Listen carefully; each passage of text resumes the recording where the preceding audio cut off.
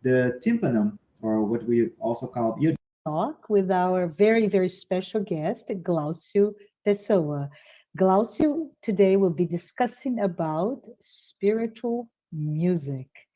I invite all of you who are here with us doing this talk to join me in a short opening prayer. And with that, let us just close our eyes, open our hearts, open our minds to all that is good, to connect with God and all the spirits of light, our benefactors who are here. They're here with us. They guide us during our entire journey on earth. And we ask that all of us may be blessed. May our dear friend Glaucio especially receive the inspirations he needs during this talk, and that all of us be touched by his words. So be it. Glaucio, welcome. Hi, Welcome Marcia. to Good our morning. hi. Welcome to our talk to this Saturday, and I hope you're doing well. It is Thank so you. good to have you here to this very very interesting topic, all about spiritual music. So thank you so much, Glaucio. No Before problem. Glaucio, oh sorry, before Glaucio begins his talk on spiritual music, I would like to introduce him formally. Glaucio is a Spiritist volunteer for over 37 years. He's currently serving as the Vice President of the Christian Spiritist community of Atlanta. He is deeply interested in Spiritist activities, especially those revolving around media, English translations, and music. Professionally, Glaucio holds a master's degree, two master's degree, but one in business administration and another in electrical engineering. And before we start, I wanted to please have a friendly reminder to all of you who are here today to send your questions, your comments using the chat windows. Glaucio will reserve some time to address your comments and your questions once he concludes his presentation. So, Glaucio, would you mind starting? Oh, yeah, with pleasure. And by the way, thanks so very much for introducing me, Marcia. Thank you, everybody, for joining us. And for us to have a little conversation about two very interesting aspects of our lives, music and the spiritual world. And the interesting thing about both is that both are such an enormous part of our day-to-day activities, both as incarnate spirits and immortal souls as well. I'd like to start our talk with a very interesting story. And this story is in the book Boa Nova in Portuguese, or Good News.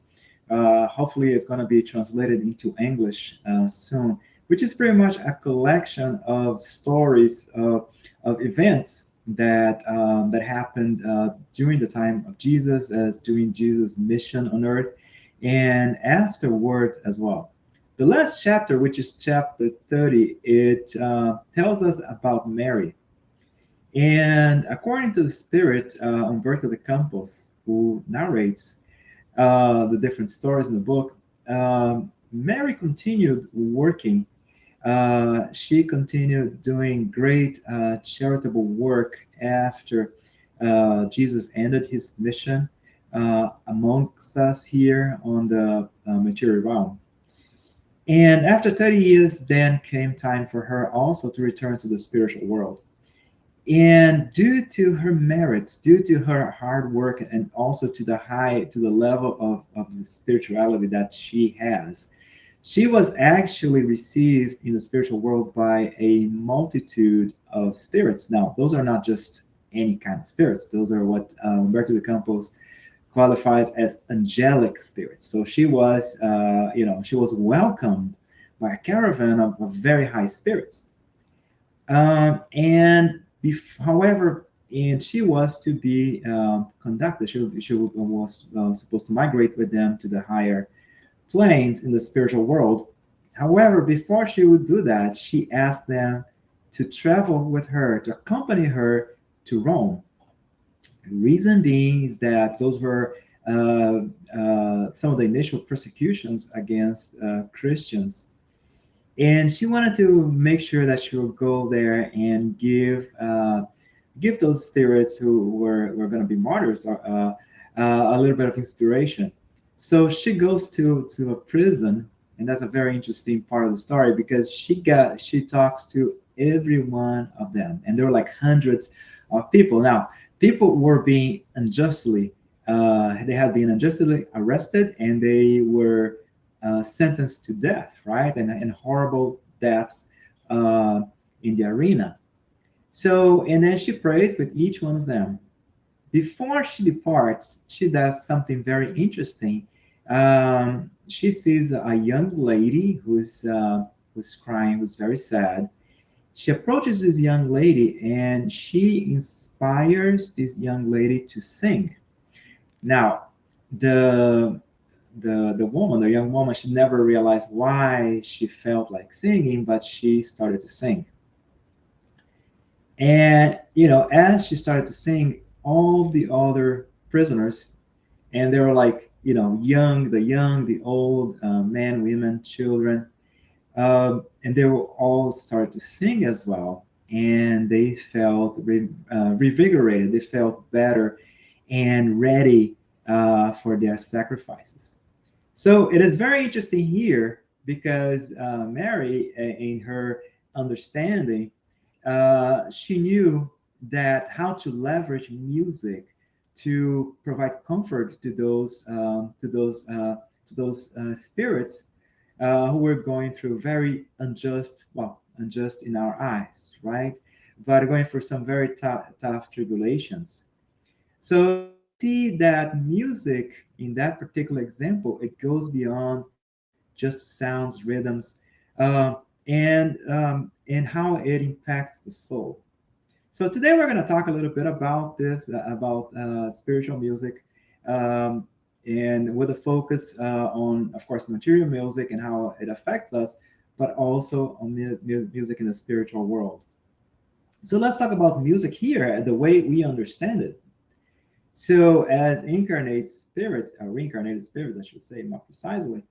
So any kind of instrument that we listen to, may those be brass, those be strings, that may be percussion, even electronic instruments, they operate by generating vibration, physical vibration. I'm still talking about very physical vibration, and that physical vibration, it travels through some kind of medium up to our ears. Once it enters the ears, it goes through the ear, what's called the ear canal, which is pretty much just the name implies. It's like a tube. And the sound, the vibrations, in this case, in the air already inside of the ear, the ear canal, that's air, it makes the tympanum, or what we also call eardrum, vibrate. So this is where you can see the engineering behind the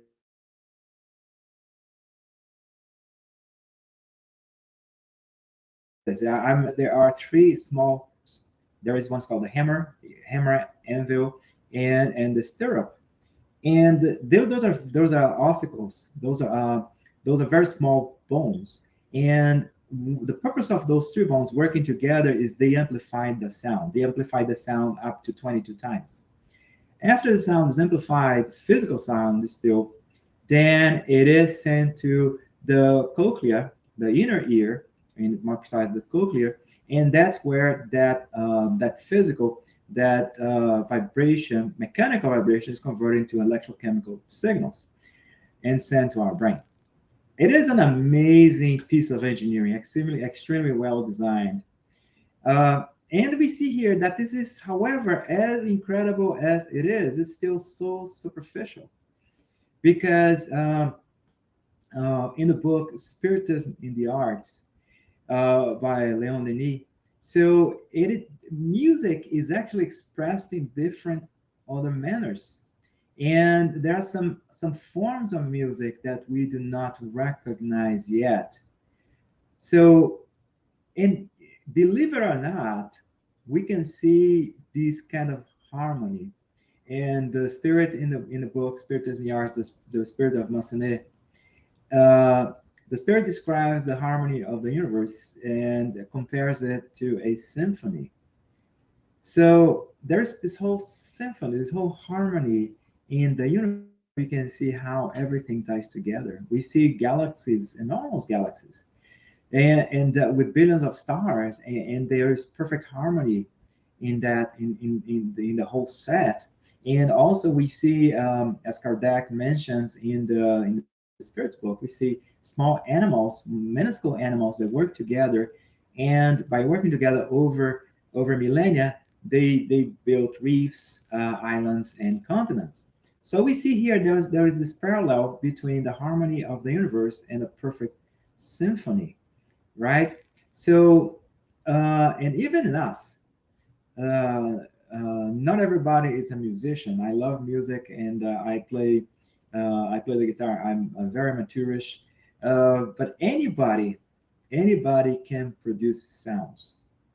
Anybody can hum a music. Now, some people are gonna hum music better than others, but everybody has this innate ability of producing producing music. So different, different abilities. And now together with that, and that's still, we're still talking about the physical realm. So together with that, now we see that there is this combination of the harmony of our thoughts, the harmony of our will, right? So we see that our thought is like a creative, is like a harmonizing element. When we build, when we take care of ourselves, when we contribute to the world, to those around us, we're kind of like building harmony. It's kind of similar to be creating music, right? Because you have this harmonizing effect. And we're still learning a lot about how our thoughts, how the vibration, how the harmonizing of our will, how the harmony we provide uh, with the energies that we vibrate, how those affect the universe. However, we gotta keep in mind that that's part of us, and that's a way for us to contribute to the world, at least to the vicinity of where we are. I mean, we are not at a level in which we can impact the whole earth. At least I am not. We are not a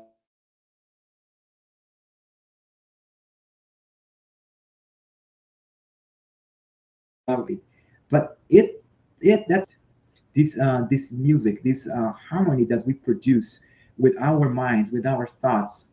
This is part of this great symphony as well that we're still getting to understand. This music of the universe that gets into our lives in and out in such a way that we just don't perceive. And we see it's kind of like this creative thought that we have.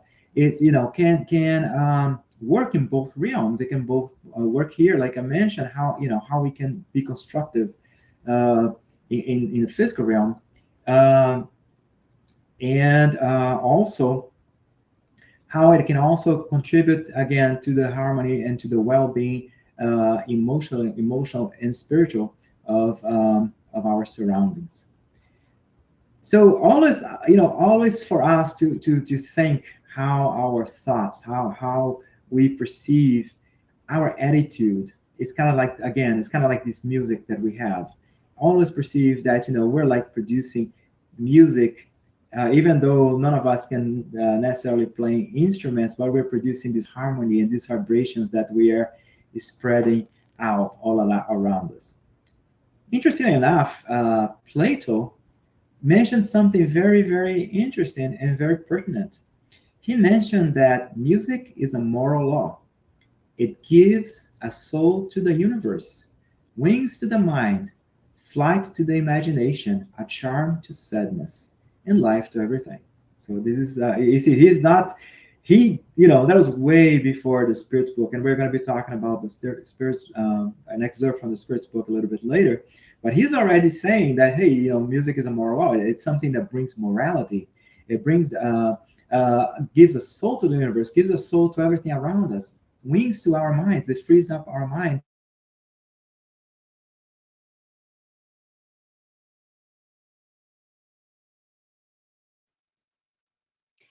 And Glaucio, then and in Glaucio, conjunction with the whole, sorry to interrupt you. Glaucio, you froze for just a second. Can you go back to when you're talking about referring back again to Plato, that oh yeah, music gives a soul to the universe, because we missed what you're saying.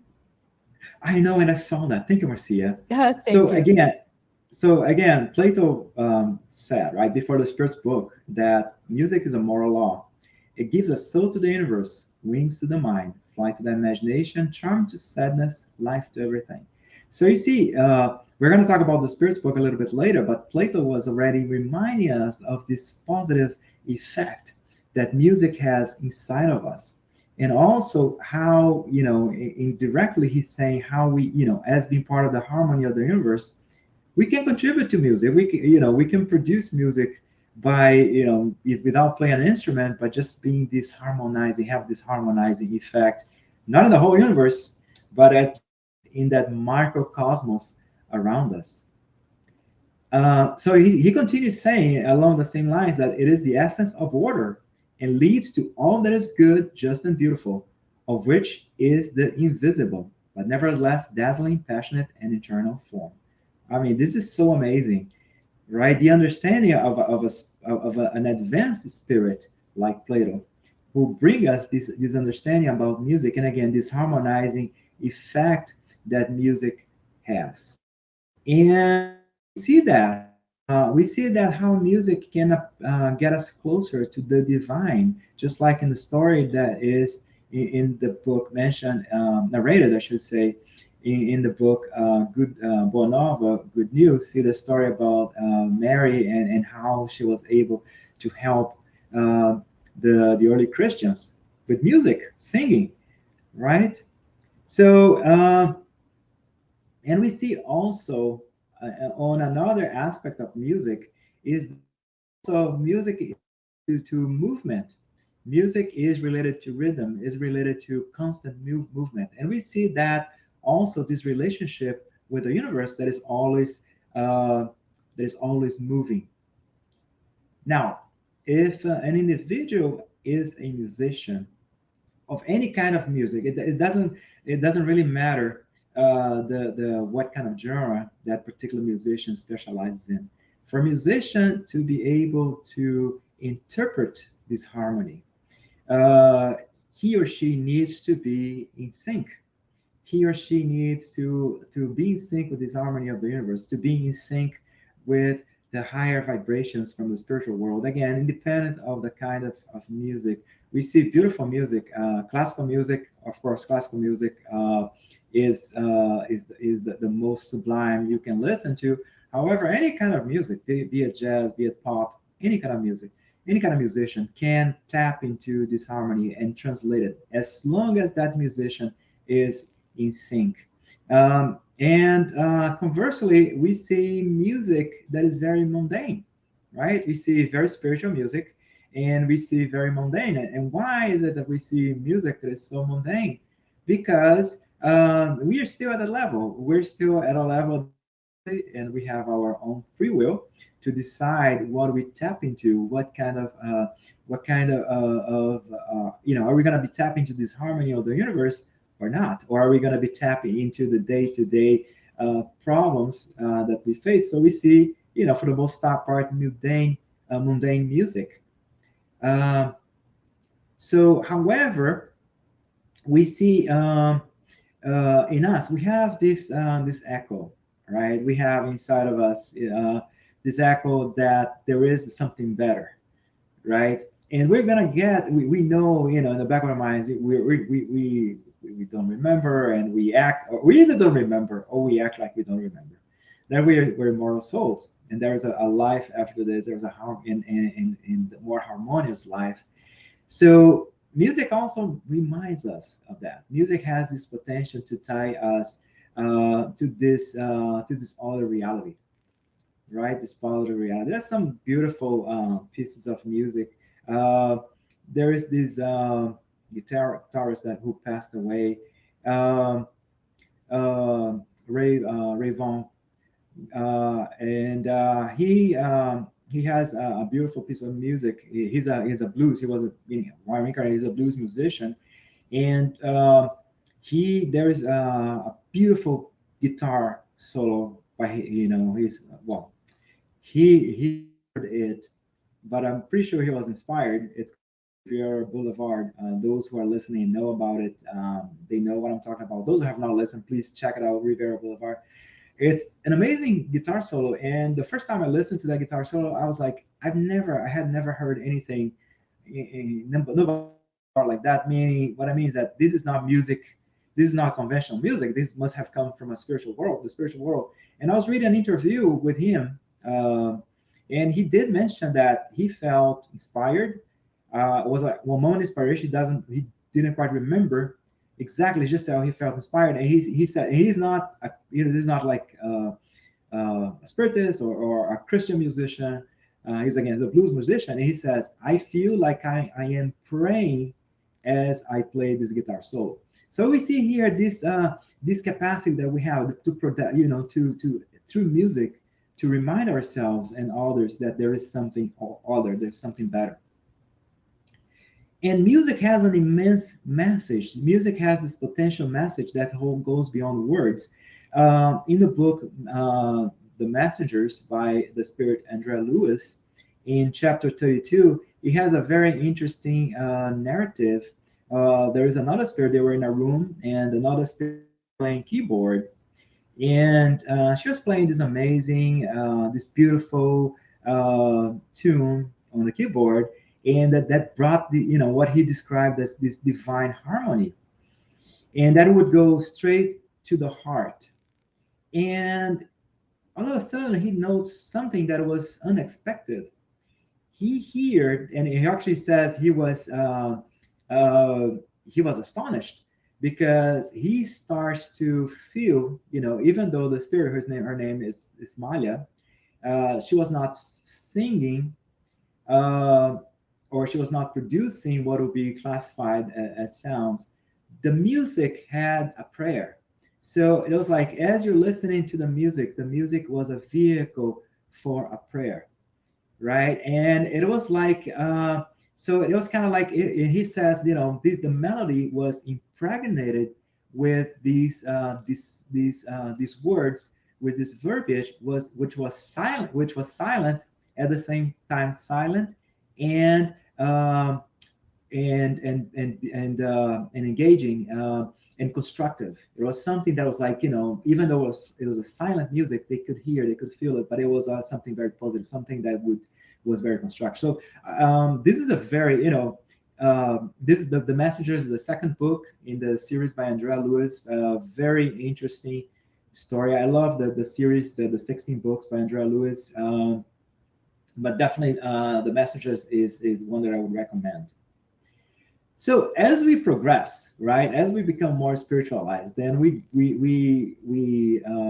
detach ourselves with this kind of music that is very mundane, that talks about our problems, talks about any kind of very physical.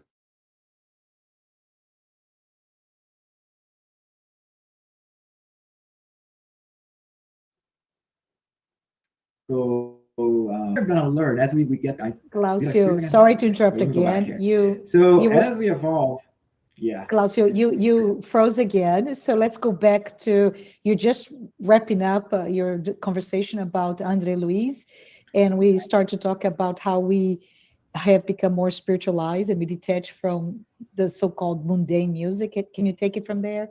My Yeah, of apologies for course. that. No, actually, you know, it was my system was working until yesterday.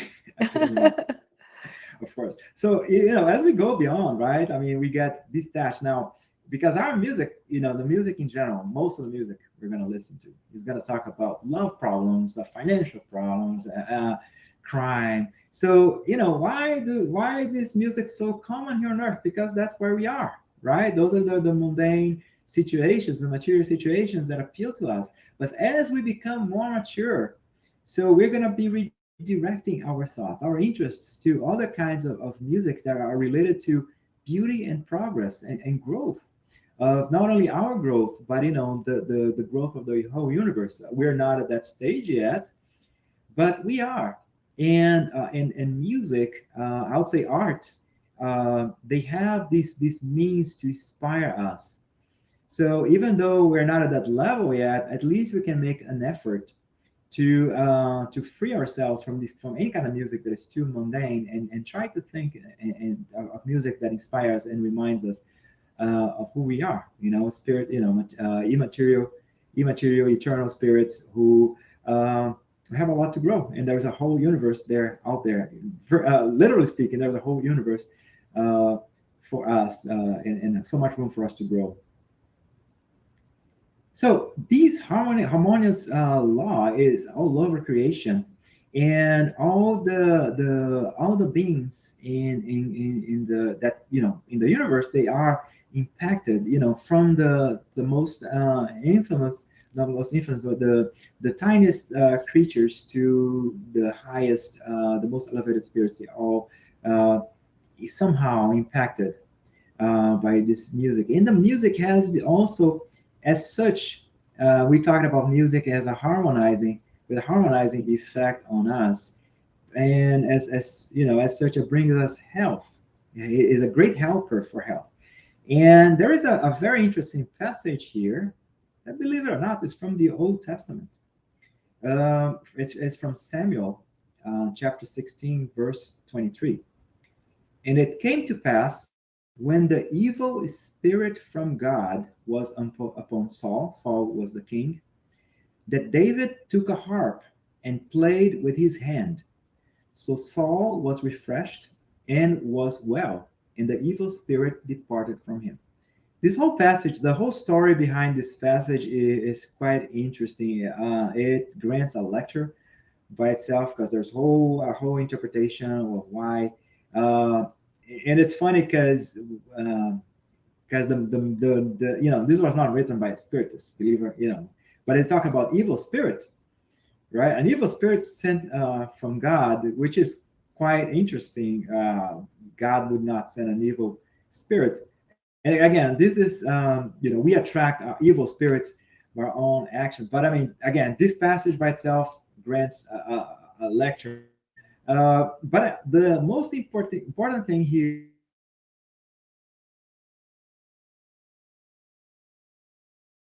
is right, and just that.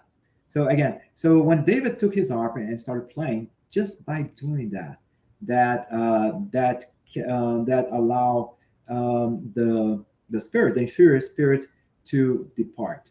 So we see here this harmonizing effect in us, right, in our surroundings, in our physical health, in our mental health, in our spiritual health.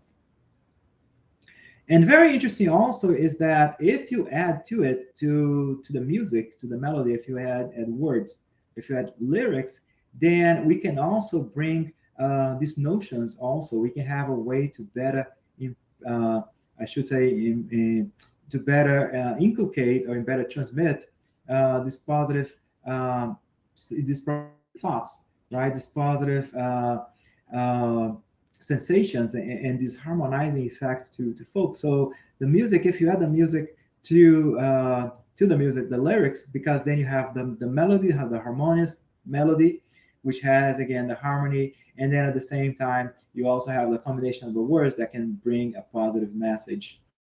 In the Spiritist Review from May of 1861, the Spirit Lamina, he he tells us that the serious religious, he calls religious music, it helps elevate the soul and the thoughts. And however, the what you call he calls light music, but we can say, hey, this is more than mundane music. It just affects our our nervous system. So he was saying, hey, it just impacts us. There's doesn't go beyond the mundane, as opposed to and kind of music, serious religious kind of music. So just think about the example in some other religious lines of thought that apply music, hymns, the positive effect, and in our spiritist centers as well, the importance that help anyone, one of us who has music, even some kind of a musical moment with singing, or just some music in the background. The spiritist centers can attest the impact that music has harmonizing the activities. So it is interesting also, going back to the book Spiritist in the Arts, that the spirit lesson, it indicates that it is possible, right? If someone is an artist in any kind of artistic field, of course we're talking about music, but any kind of artistic field, there is a good likelihood that that individual is a medium, because again, the medium has this ability, right? Has serves as this bridge, as this liaison between the spiritual world and the material realm. So you being able to translate this kind of music, this kind of harmony, into notes, into physical, it requires a certain kind of mediumship. And there is a mission. Musicians, they have this mission of bringing this harmonizing effect. It's quite interesting. If you think about when a symphony, you think about Beethoven, and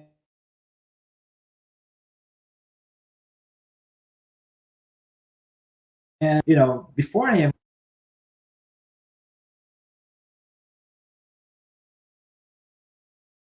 and then of course um, and also his master was Bach as well. So whenever you think of Beethoven, so just think of how a spirit like Beethoven had this mission to change our perspective in music. Another famous one here has and it's quite interesting, is Richard Wagner.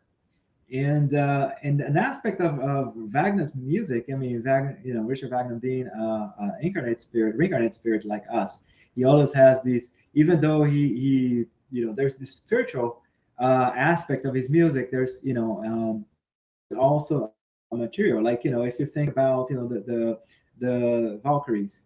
If you have you're talking about Valkyries, and you're composing about Valkyries. Now Valkyries, they are semi-material. In the mythology, in the Celtic mythology, Valkyries, they are semi-material, semi-material, like semi-spiritual beings, right? But they dress up in armor. So you think there's this spiritual side, but it still is tied up to a material aspect. So again, it's an aspect. It is the musician being a medium and receiving kind of influence from his own material perspective. And interesting enough, I mean, we're not just stuck to those musicians. Other great musicians came, and other great musicians will come. And as humans progress spiritually, as our Earth becomes a more advanced world from a standpoint, not technologically, but especially from a moral standpoint, we're gonna see some other great musicians that are gonna be composing to us and bring us more beautiful pieces of music that are actually gonna be helping us connect uh, with the spiritual more and more. funny that I spent 35 minutes talking about music, and it's spiritual music with a physical focus. Now we're going to talk about music in the spiritual world. And of course, I cannot kick off this conversation without referring to the Spirit's book, question 251. And this is how it reads, the question: Are spirits sensitive to music? So he's talking about spirits in general, incarnate and disincarnate. Uh, the answer, it relates a whole lot more to disincarnate spirits, because this is how the spirits explain it to us. Are you talking about the music created on earth? What is it in comparison to the celestial music, which is of a harmony that has no comparison on earth? Comparing the two is like comparing the wail of a savage to the sweetest melody.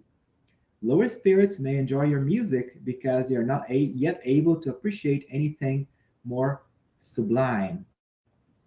Music is an endless source of pleasure for spirits due to the impressive development of their sensitive qualities. This, of course, is in regard to celestial music, which is the spiritual, of which the spiritual imagination can conceive nothing more divinely sweet. So it's very interesting here that the spirits are explaining to us that, are you referring to music? Are you referring to your music?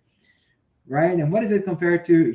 And the spirits did not mention spiritual music. They talk about celestial music. They talk about music of the stars. And that has this amazing harmony. There's no comparison on earth.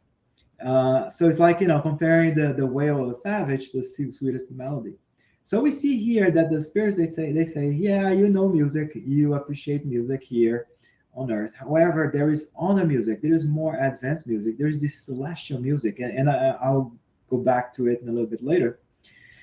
So there's this celestial music that is so incredible. Of course, us being at the level that we are, we enjoy our precarious music, but there is so much more. So, but going back to also to the whole description of the process of how we perceive sounds on Earth, our sound is created by very rudimentary instruments. Just think about, if you play a guitar is a wood, is a piece of wood with 6 strings, right? And a musician does what he or she can to produce the best melody with that limited contraption. So now in the spiritual world, you have other of the means of producing music beyond matter. So how does that work, right? So basically, as we've been studying, spirits, all of us, right? Spirits, incarnate, disincarnate, we produce radiation. We radiate, right? Sometimes people say, hey, vibrations or radiation, right? Whatever, how you want to call it, how you feel more comfortable with that, with the term. So, but just like anything else, there's different qualities. The same way that there's different qualities, there's different qualities on different levels of quality of the music that you can produce. There's different qualities, different gradations in the quality of this particular radiation, depending on the evolution of the being. So, of course, the more materialized we are, then these radiations are going to be weaker and almost imperceptible at the spiritual realm. Now, evolved spirits, they produce a very interesting kind of vibration that is, they are powerful, meaning that they can travel through great distances, right? However, they're also very harmonious. They're very delicate. They're very subtle. So it's kind of like, they are very powerful, but at the same time, they have this soothing effect. So it's kind of like if you compare somebody playing a top violin to somebody playing a toy violin, the quality of the sound is pretty much, that's a good comparison to see spirits, materialized spirits like us compared to higher spirits in the kind of spiritual music they can produce. And just like anything else, right? For a spirit to be able to to tune in, right? That's actually the correct term. Just like in a radio, you have to be set to the proper frequency or range of frequencies to tune into a particular radio station.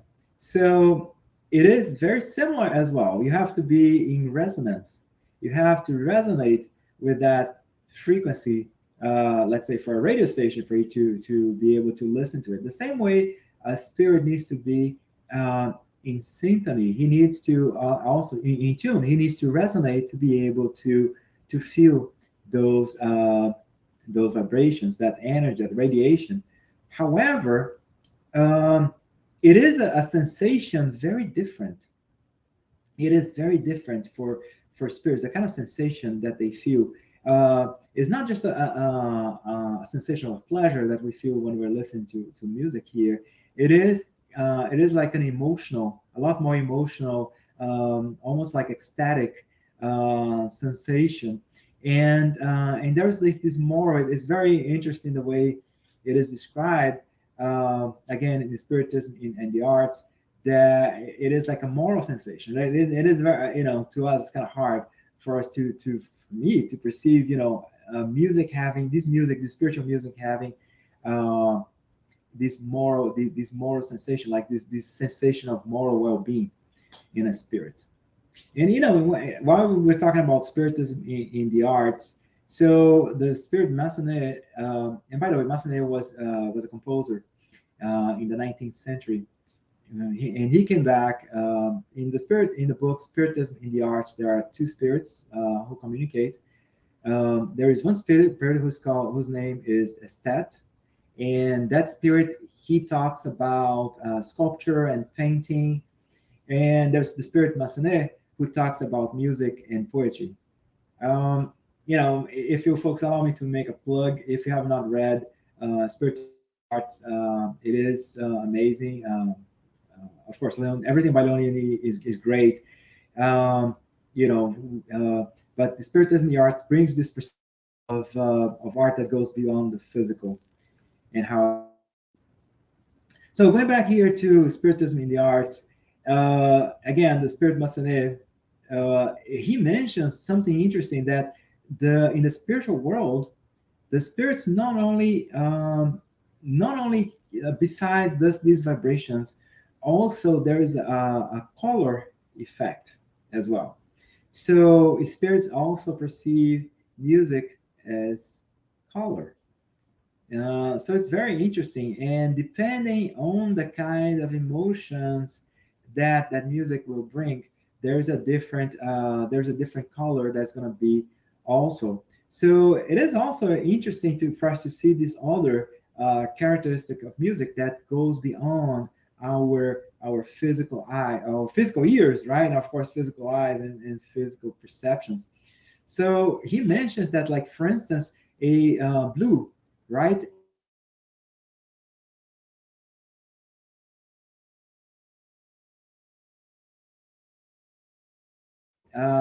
Fashion. So yeah, so Masada explains to us that that blue is related to love, red to passion, and yellow something between. So, for instance, if the spirit perceives music as a light pink, right? So it is a combination of between red and yellow. So it means it is a love that is not is less intense. However, that love that takes is not like intense as a passion, but is a love that is more like a long-term kind of love sensation. So it's kind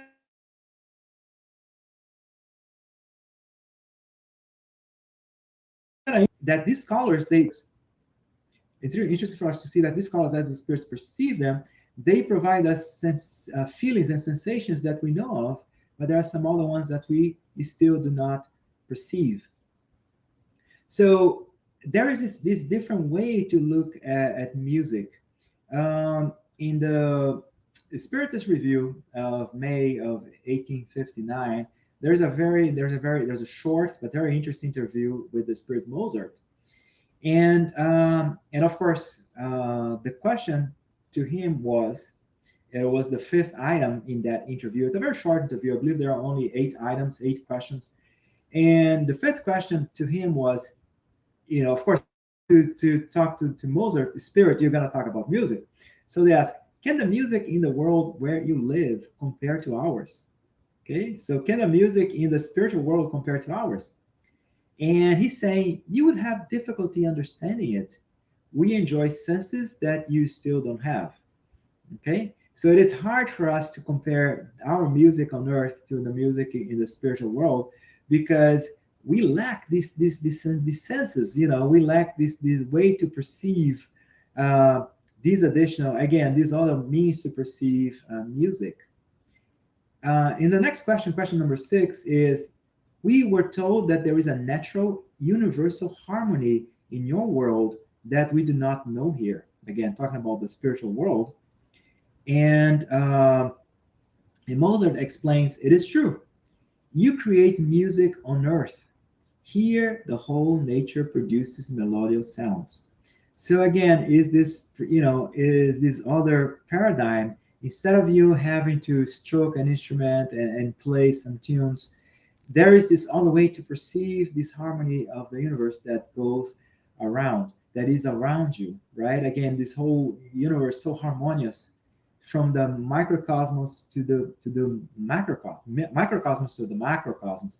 We see this whole harmony, and we do not always perceive it.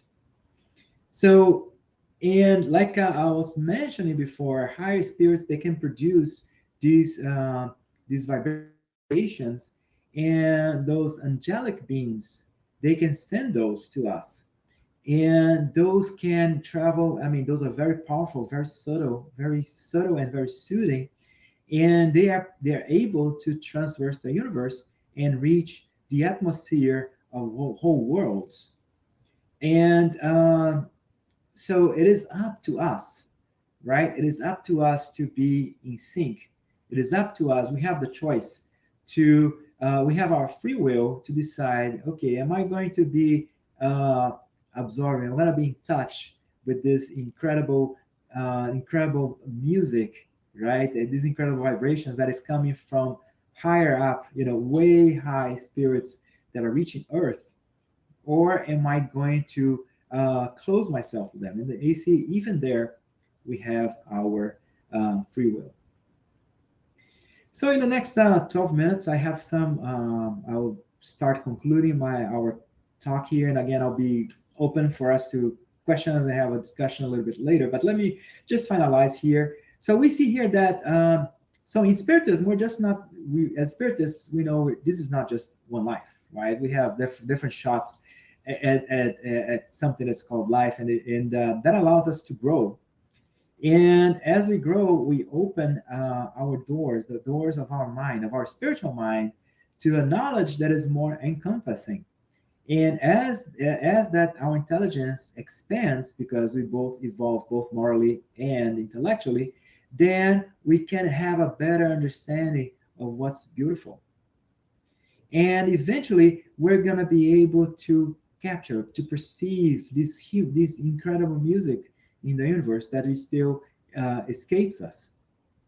So the geniuses, the so-called geniuses, going back to spirits who are composers, the genius of music, they have been able to experience a little bit of that kind of that special music.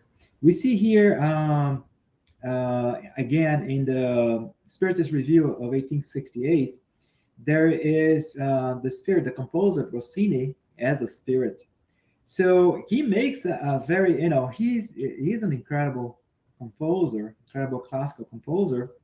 But he says here that, hey, I created, in summary, right? He says, I created so many masterpieces, but all I did was just to scrape the surface. He asks, I was able just to capture some of the pearls um, of the universe. He says, and he mentions, use the term, I robbed a little bit of this sacred fire. He said, I robbed some sparks of this sacred fire.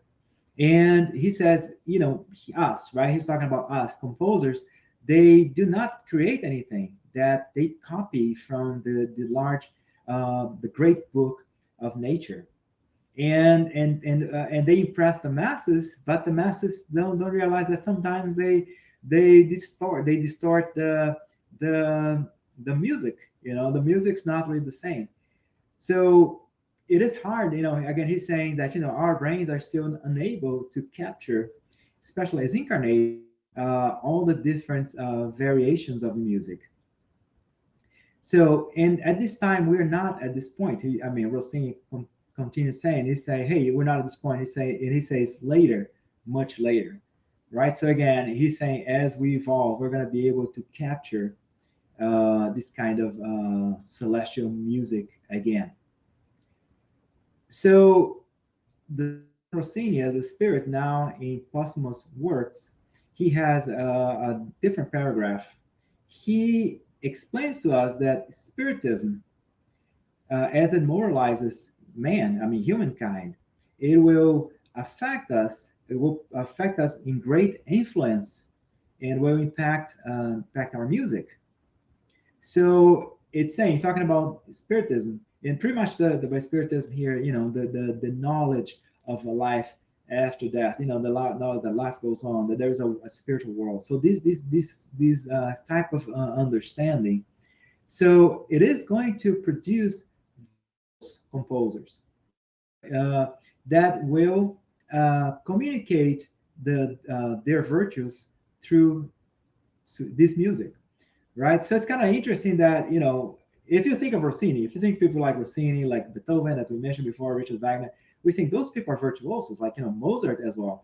Those spirits are virtuosos, but he's saying no. Whatever music, whatever great composers, they were great. They, like he mentioned before, they were able to just get a little spark of this sacred fire, just a little bit of spark of the music of the universe. But they're going to be actually virtuosos. The virtuosos are still coming. There's going to be this virtuosos notion about the spiritual realm and how to better translate that music. Now, on the other side, on the other hand, also the listeners, they're going to be prepared by spiritism. And again, spiritism being the knowledge about the spiritual world, the understanding. They are also going to perceive better this harmony. So they're going to be better prepared and better in tune to enjoy, not only listen, but enjoy this serious type of music, this more spiritual type of music. And they're going to forget about this frivolous music that we see every day and that are so common among the masses. So everything that we talked about here shows us a different perspective of music, and that's spiritism. As a spiritism, I can speak as a spiritist. So we see here that the importance of the music that is not just sound, the importance of the music that brings us a message, be that message as part of the lyric, be it part of the melody. There's something that can be used to either help us elevate us, help us connect to the spiritual world. And so we gotta, I'll say we all of us, right? We have to be selective in what kind of music is being we are listening to, what kind of music we're enjoying, and I should say arts, right? What kind of arts am I enjoying? Am I enjoying? Am I in tune with a kind of art that is very mundane?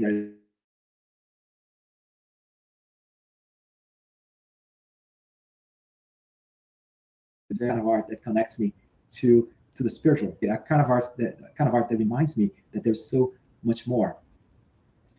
So it's important for us to think, that the importance that music has for us to revigorate us and to provide us some strength in our struggles, and that help us connect ourselves to the spiritual world. And I have 5 more minutes. I'd like to say, make two additional comments. Just for us also, we talked about the harmony of the universe. So our lives are like symphonies. There is a harmony in our lives that we gotta think of. There is the music that is being played in the whole universe. The whole universe has all these incredible, amazing laws, We understand very few of them, and those laws, they dictate the way galaxies work, but also they dictate on us as well. So let's try to recognize the music in our lives. Meaning, and what I say by that is the harmony of everything that happens. Like the old anecdote about King Solomon about the ring, right? He asks for a ring that will remind him of good times and bad times, and pretty much the ring, the goldsmith produced a ring for him that read, "These two shall pass." So, both the good times and the hard times, they shall pass, because that's how we are here on earth. But it's important for us to think of this harmony in our lives as we're going through the best of times, great of times. Think, hey, this whole harmony. Of course, when I'm feeling good, I feel, oh my God, I'm harmonious, right? But also for us to realize that when things don't go so well, when we feel that, hey, I'm either hitting rock bottom, or I'm going to hit rock bottom. That's how things are. Let's not forget there is also some kind of a music. There is a symphony that's playing in my life, and how if I recognize this, trying to, not, it's going to be impossible most of the times for me to read the partiture, but at least recognize, hey, there's a master plan. There's a partiture that has been played, and I gotta follow the music and try to enjoy as much and recognize, the presence of God in my life, both good times and bad times, again, in this great harmony. Wow, that's all I had here planned, but let's open up for our discussions and talk about uh, whatever everybody has in mind. Oh, Marcia, I cannot hear you, Marcia. I don't know if it's just me. You're right. Thank you. But I want to say thank you. Thank you so much. As you know, I moved to Nashville, a music city, about 4 months ago. And indeed, music is everywhere, every street. But there's definitely a very mundane type of music. So very interesting to understand music, spiritual music, our own mundane music, but most important, the call to action to understand how we are playing the symphony in our lives. So thank you for that. Such an enlightening discussion. I really appreciate. I want to tell everyone that we're open for comments and questions. So please send your questions so that Glaucio can talk to them. Kind of curious about what's coming up. Yes. So the first one, and I may have to put my glasses on, so sorry. So love the idea that one, all of us can create music, and two, through it, we can contribute to the emotional well-being in our surroundings. Can you give examples of how we can bring harmony and well-being in our day-to-day lives?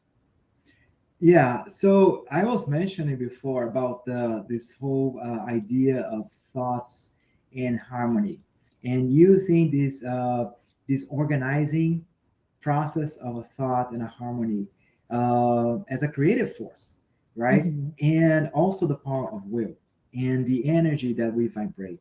So with a combination, because everybody, everything starts with the will. Be willing to do it.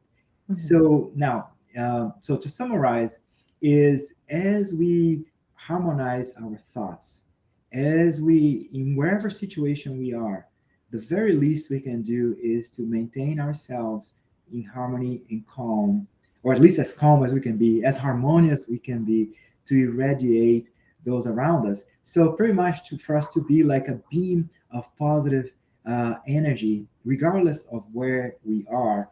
On earth, we are blessed on earth with the opportunity to deal with spirits of different levels, creatures, beings like us, who are growing like us, right, in different levels of understanding, different spiritual backgrounds. Right now, we know about this. We know about our potential to inspire and to produce this harmony. That you can, you can call this spiritual music, but it's our vibrations, our positive vibrations. So if I'm in a situation that in which, let's say, in an office environment, for instance, where we spend, at least 1/3 of our lives, if we're talking about 8-hour shifts, right? Some people work more, but if you're in that environment, you at least have an opportunity to be a focus of peace wherever, in that particular work environment or family, and be this harmonious music by your thoughts, by your feelings of harmony, and by that that you're producing. Absolutely. I totally love the idea of how we can be that beacon, right? So that source of light and harmony. Yeah. Yes, thank you, Glaucio. So another question that came is: we normally use classical music to help us elevate our vibrations. Isn't it an old habit, not allowing us to be so open to new music? Yeah, it's interesting because wherever you read, right, in the Spiritist doctrine. Now, I love classical music, so I'm gonna give a biased answer.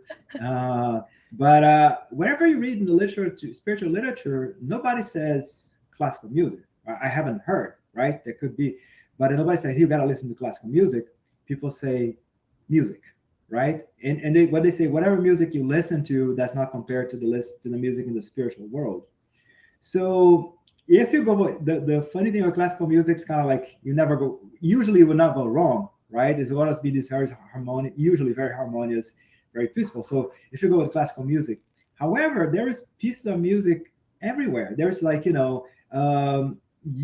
again, that's us. We have our free will to select what kind of music. There's, of course, there's new age music. If you can listen, love new Mhm. age music, jazz music, beautiful harmonious jazz music, pop, blues, of course, popular music, think about some harmonious popular music. So I would say, I will not say it's a habit. I'll say usually you do not go wrong with classical music to harmonize.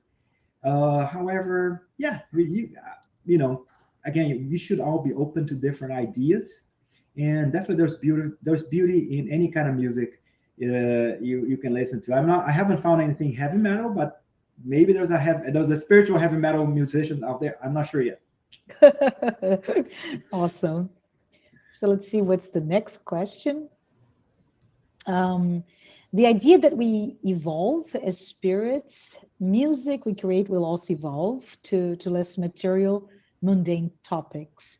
Can you perhaps talk a bit about how our feelings and emotions reflect our own spiritual maturity, and as such, how we prefer to surround ourselves with those at the same spiritual maturity as us? I think you talked about it at the end of your topic on resonance, right? Right, right. So it's a question of affinity, Mm-hmm. and again, um, the same way as we progress, we see life from a higher perspective, right? These petty, our problems. I mean, to us, our problems here on Earth, they're big problems. But as we get more evolved, as we get morally, intellectually, uh, uh, more perfected, then we have a different perspective, and we can see sometimes a situation that apparently is very serious from a mundane standpoint, as something that is, that's just a passing phase, right? So, and that, based on what I read, that's what happens with our music as well. So, if us, right, and each one of us is a spirit with his and hers, and his and her own spiritual experiences, and those experiences help build us who we are. Believe it or not, we're the best version. We are the best. We're like the version 3.0 or 4.0 of whatever we were before, right? So, and as we evolve, we start to focus less. So sometimes you see, sometimes we have opportunity just to, if you flip through the radio stations, you're gonna see music that talks about very bad things, right? There's music that's, literally, that talks about below mundane things, Mm-hmm. right? It talks about, use of drugs, excess money. Again, people, we have our free will to check, to select whatever music we like. We see music that talks about love, right? We see music that talks about very ephemeral love, and then we see music that talks about love that lasts forever, Yeah. right? And there is a composer in Brazil, not a musician in Brazil. He's a spiritist. His name is Nando Cordel, and all most Brazilians would know Nando Cordel from our, from Marcia and my. No, he's not. He's from our region, not from our state, but in Brazil. But it is funny that he's a spiritist, and his music is all about love. And he was here talking about whole story of how he became a spiritist. It was like a comparison between his music and his journey as a musician, as a journey as a spiritist as well.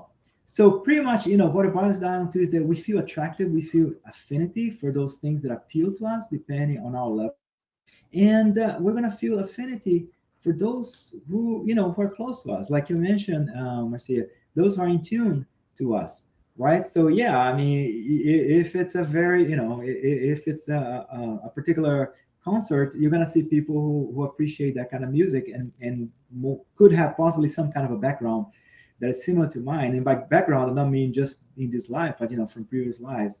So I mean, it all boils down again to our level of understanding, how we expand our minds, and affinity as well.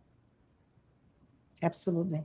Absolutely. Love the reference to Nando Cordel specifically, and his own journey, understanding spiritism, his own understanding of it, but also how it's translated into music. So absolutely.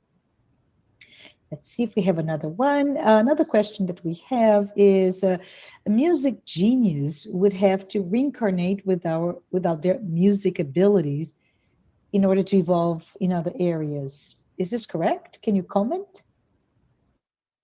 I mean, as our progress involves us not only just focusing in one area. So if you're a music genius, that means that you are so good at it, right? You're like you're like beyond the master. So two things, right? Definitely, even though he's a genius here by our earthly standards, that spirit will have an opportunity to continue. Again, our music still very. If a spirit as a genius as reincarnated here amongst us, that means that he can perceive this music better than us, but that he is like at the top of his game as far as the music it can get, as music can be, like Rossini was mentioning. So it is possible that the spirit can be reincarnate again in this planet, or maybe have an opportunity to go to different planets to continue advancing on that. However, our evolution is not focused. It's not like, when you go to school and you go through progress through school and then you decide to go beyond, you go to graduate school and be, and get a PhD or a doctorate in one area. You become so specialized in that area, right? That you learn a lot. You become the subject matter expert in one field, right? So our evolution is not like that. We're going to all become, subject matter experts in different fields. So it is possible that the spirit would come back in a different, he may ask, right? We all, he might ask to come in and to evolve in some other aspects. I dare say this is Glaucio's opinion, that just like in anything else in life, however, just like anything else in life, and this is my opinion, this is me speaking. So whatever we learn in one field helps us in other fields as well, right? There's a connection, believe it or not, there's a connection between music and math.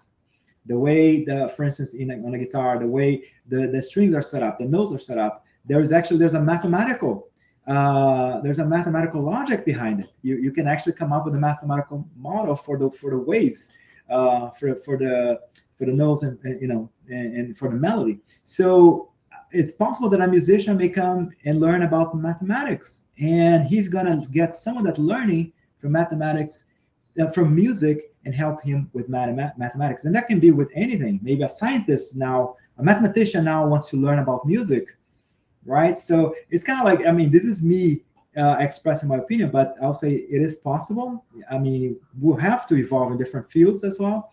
But my personal opinion, this is personal opinion, is that whatever you learn from one experience, from one field, you can apply and help you grow. Absolutely. The idea that we are immortal souls, right? So it's Uh-huh. awesome. So Mark Carlos, hi Mark, thank you for the question. He mentioned that your thoughts as to the challenges of low energies and low morality in much of today's popular music and artists, for example, rap and heavy metal. How best to communicate to young people, for example, the negative aspect of this music? Any thoughts? So I have two thoughts, right? So as parents, and as parents, as mentors, somehow, even if we're not parents, we're somehow mentors directly or indirectly of the young, and our example is always best, right? So by us, you know, exposing them to different kinds of music, for them to expand them, expose them to different options of music, it helps them see different, uh, see that there's no just not rap or heavy metal. So showing that, hey, there are other alternatives, and those alternatives are neat, right? And are very fulfilling.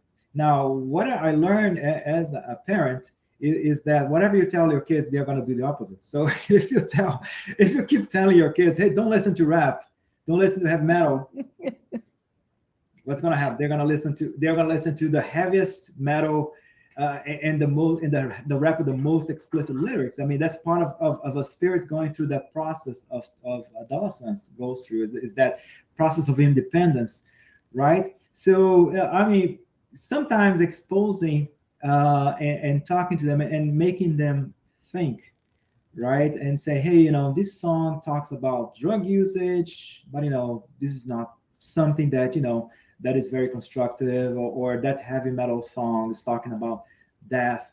And so pretty much, having this conversation and be patient, because yeah, what if you tell them don't do something, they're going to do it. And uh, we're immortal souls, right? So whatever seeds, as parents, or as mentors, or in whatever position we are, there's always somebody that's looking up to you. There's somebody always observing, and children and teenagers, they're always observing us more than we perceive. So again, having producing a positive message, showing the positive of the world, the positive music, the positive message in everything, especially of our actions. And again, we're all immortal spirits, like we were discussing just now, right, Marcia? So if we think that, hey, oh my God, I failed as a parent, I failed as a mentor, I failed as a big brother, big sister, just remember that we're all mortal souls, that we're all learning, and that spirit that I try to help in whatever position I had, whatever seeds, whatever positive seeds we plant in them, be them good music, be them the good attitude, be them morality, everything's going to sprout, if not in this life, but in a future opportunity. Absolutely. Great thoughts on that. I think that we only have time for this last question, Glaucio. So the question here is, the book by Leon Denis inspires us to think about color theory or color combination, and how music can touch this multitude of emotions we feel. Can you talk a little bit more about the colors of music? I believe from your talk that you mentioned blue, red, yellow, primary colors, right? And the combinations they bring as it relates to emotion. Maybe you can talk a little bit more about it. Yeah, but it's funny because in the book itself, believe it or not, Massenet talks very little about it. He only mentions it in one paragraph or two. That and he talks about the colors as a manifestation, right? So it's like an additional, it's more like an additional perception of color that to us we cannot perceive as incarnate spirits. We only find, to us, music is only intensity and vibration. And in the spiritual world, there's this all other ways to enjoy music. There's this moral effect there is this representation as color. I dare say that this is just another way for music to be expressed and be enjoyed in the spiritual world as well, right? And pretty much, he mentioned color, but that's the way it's perceived. Of course, color for us, the way we understand color is a pretty much is an electromagnetic wave, right, with a particular frequency in the in the visible spectrum. So what he's talking about in the spiritual world is, again, it is a perception. So it's kind of like it's like part of this combination of this whole combination of sensations that brings to the spirit, and amongst them is this characteristic of color. And yeah, so it's kind of like part of, if you want to call, of the package of the sensations that we can express, that we can understand, that we can feel, the ones we cannot feel here on earth, and the way they're perceived in the spiritual world, and a lot of them we still cannot understand, comprehend, and of course experience. Absolutely, absolutely. Thank you for explanation. In addition to that, I want to take this opportunity to say thank you so much, Glaucio. And as we come to the end of our talk today, I want to say thank you everyone who were able to be here with us today watching this live talk, and also those who have been following us on a weekly basis. Please note that every Saturday, which is September 4th, 11 a.m. Eastern Time, please don't miss our own Daniel Santos, Oh who will yeah, be that's speaking awesome. on the topic, the necessity of labor, just before Labor Day week. Glaucio, I would like for you, if you don't mind, to please close our talk today with a prayer. Oh, thank you, but absolutely. Thank you. Thank you, Lord, for the opportunity for us to be here amongst friends and have a conversation about music, but especially to have a conversation of everything, all the phenomena, everything that surrounds us. There's so much that we still don't understand, so much that we still cannot perceive, but everything is so harmonious in your universe. Everything's so harmonious in our lives and promotes growth. Open our eyes, open our eyes for the music in our lives. Open our eyes for the music in our tribulations. Open our eyes for the music that others bring to us. May those who bring us joy, may those who also bring us their music and share their music with us, as with pain, inspire us always in our decisions. We have free will to capture the positive in the universe. Be as music, be as vibrations, be as thought. It's up to us to select how we are connected and to we are connected. May we be the strength to reach out to you always, and to reach out to the spirit, to the higher spirits always. May your peace be with us, bless us, and guide us. So be it.